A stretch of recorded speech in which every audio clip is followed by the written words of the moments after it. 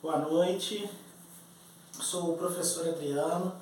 Estarei sempre postando alguns vídeos para vocês, ou com algumas dicas de aprovação em concurso público, né? Ou postando alguns vídeos com conteúdo da disciplina de História. Vá lá no meu canal no YouTube, se inscreva, ative o sininho, professor Adriano Cesário Gomes. No nosso vídeo de hoje, nós iremos falar um pouquinho sobre a Revolução Industrial. O que foi a Revolução Industrial? Primeira questão, a gente tem que entender as palavras, né? Revolução. Revolução significa uma transformação total na forma de fazer algo. Industrial. Então a Revolução Industrial foi uma mudança completa na forma de se produzir. Eu vou construir junto com vocês uma linha do tempo sobre as formas de produção até chegarmos na questão da Revolução Industrial. Então, no primeiro momento, a forma de se produzir é uma forma mais rudimentar, que é o artesanato. No artesanato, o artesão ele vai acompanhar todas as etapas da produção, ele vai ser dono do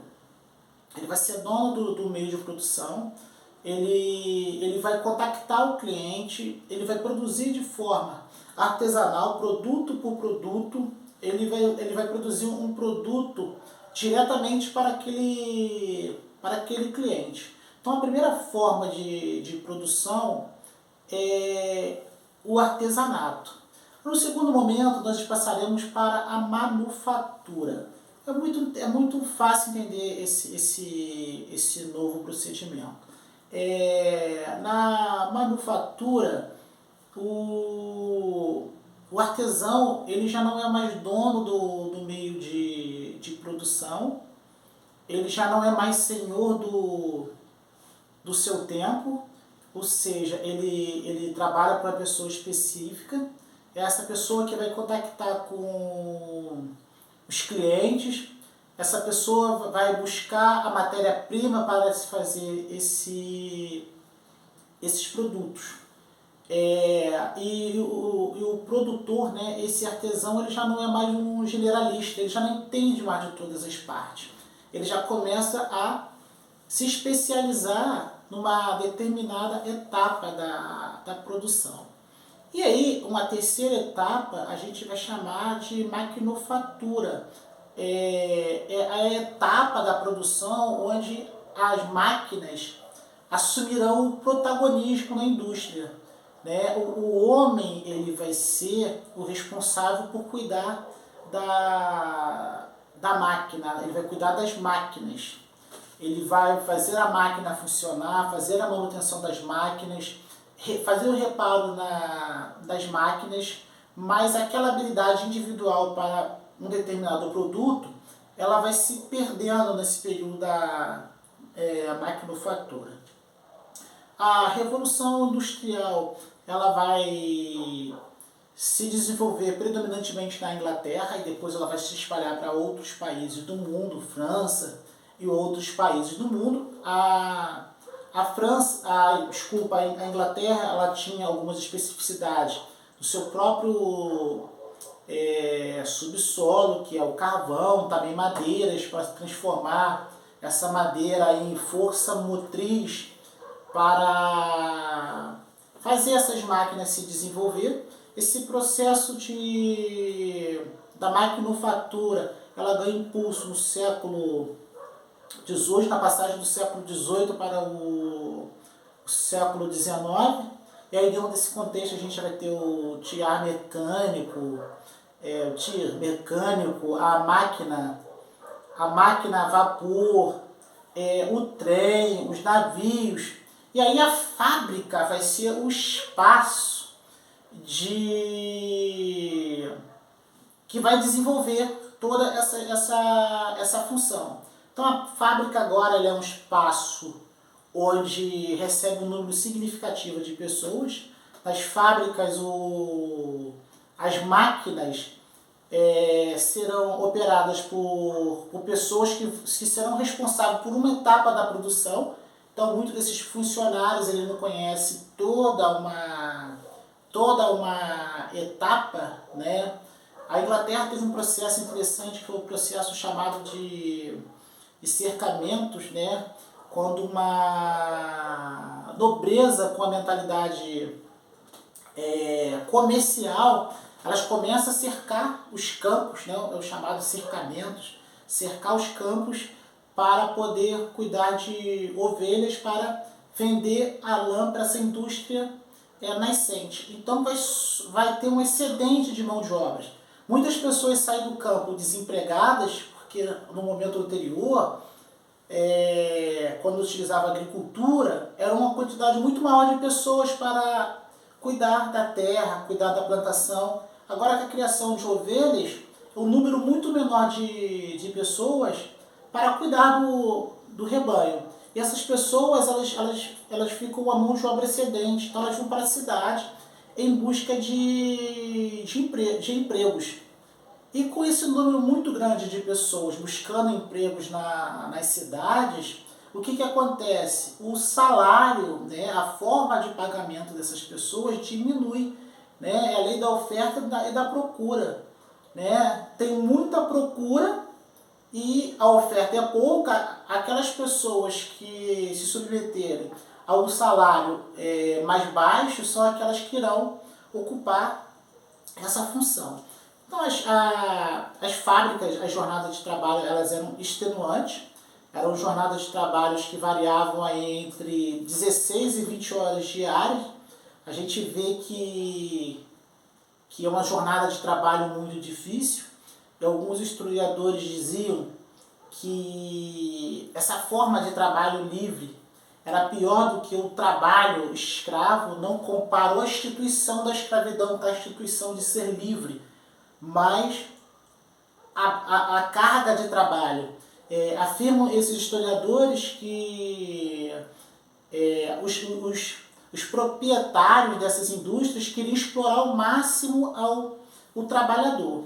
Né? Então, esses trabalhadores tinham uma carga horária muito extensa de trabalho e tinham um salário baixíssimo. E aí, dentro desse contexto, vai gerar duas classes antagônicas, segundo Karl Marx e Friedrich Engels.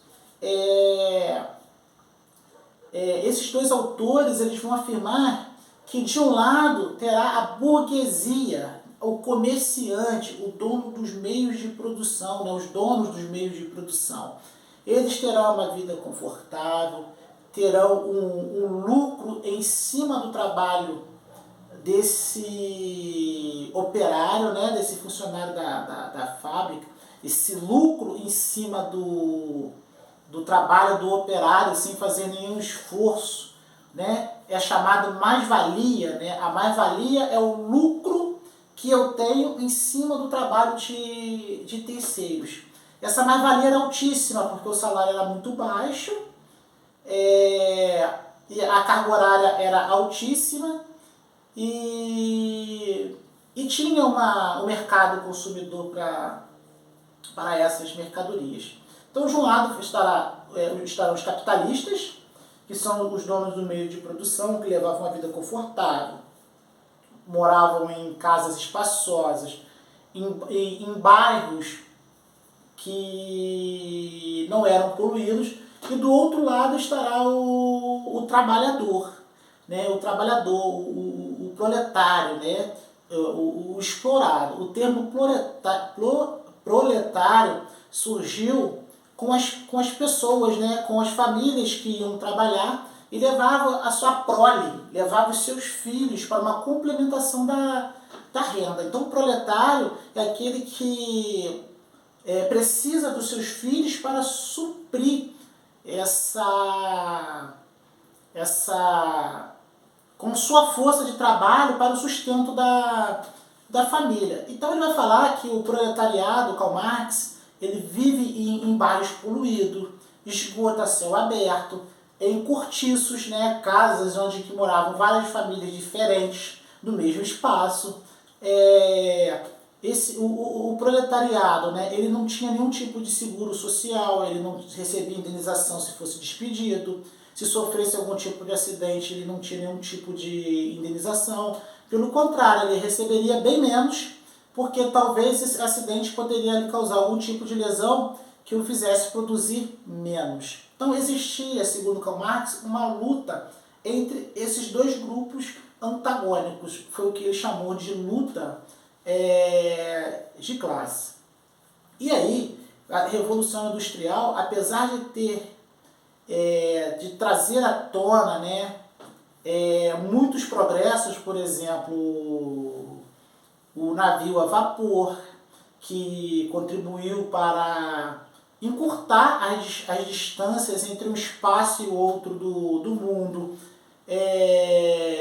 O trem a vapor, que conseguia deslocar as mercadorias com uma rapidez, uma quantidade mais elevada, trouxe toda uma questão de degradar o meio ambiente, né? O desmatamento, a poluição, né? A poluição do ar, a poluição dos rios, foram os ranços, né? do avanço da Revolução Industrial. E aí, vou colocar para vocês aqui também a exploração feminina e a exploração infantil. As mulheres eram a maioria nas fábricas de tecido. Elas sofriam diversos tipos de abuso, desde abusos sexuais a violências corporais. Exigia-se das mulheres uma jornada de trabalho também extenuante, que se equiparava do homem, e por uma discriminação, né, de gênero, as mulheres recebiam um salário muito menor, né, e passavam por todos esses tipos de humilhações e abusos dentro do espaço de trabalho.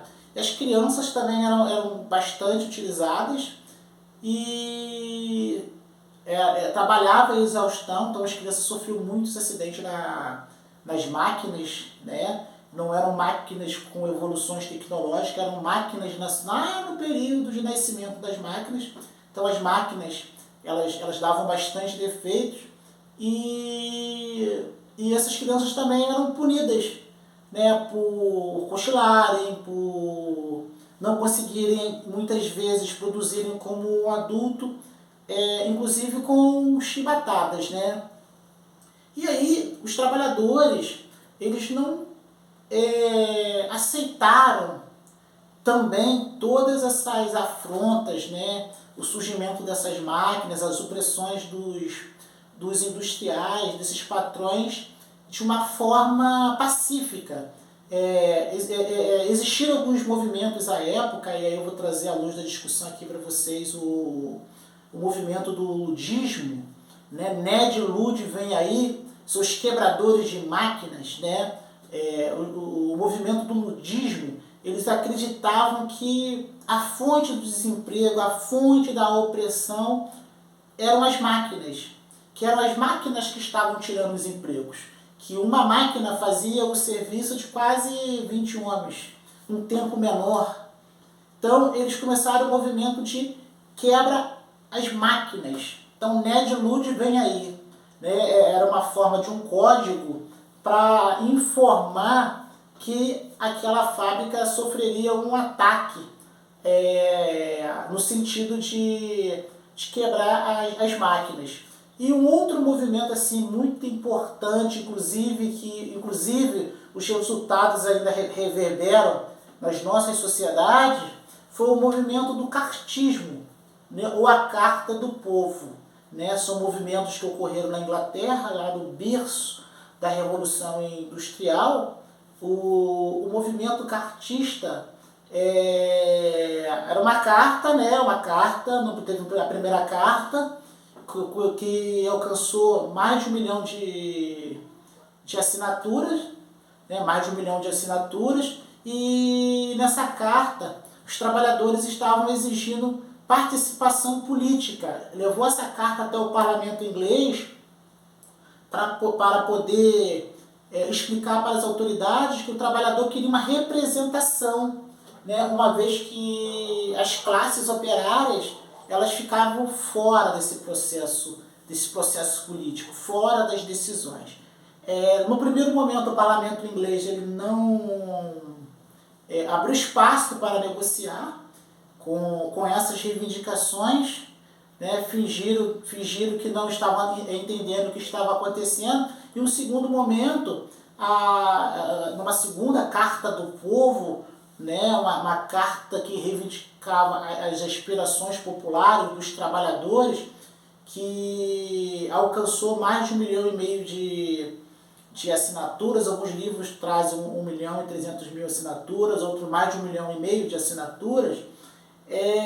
Reivindicava, além de participação política, direitos trabalhistas, tais como a redução da jornada de trabalho, um salário mínimo e digno para os trabalhadores, o fim do trabalho infantil, a redução da jornada de trabalho para as mulheres. E com essa pressão, o parlamento inglês começou a negociar com esses trabalhadores. Eu espero que vocês gostem desse vídeo. A intenção não é esgotar todo o tema, senão ficaria um vídeo muito longo, né? Mas é para te dar uma noção sobre a questão da revolução industrial na Inglaterra. Não entrei em pormenores, e aí vocês também podem ter acesso a esse vídeo junto com materiais. Um abraço do professor Adriano. Não esqueça de fazer inscrição no canal e acionar o sininho.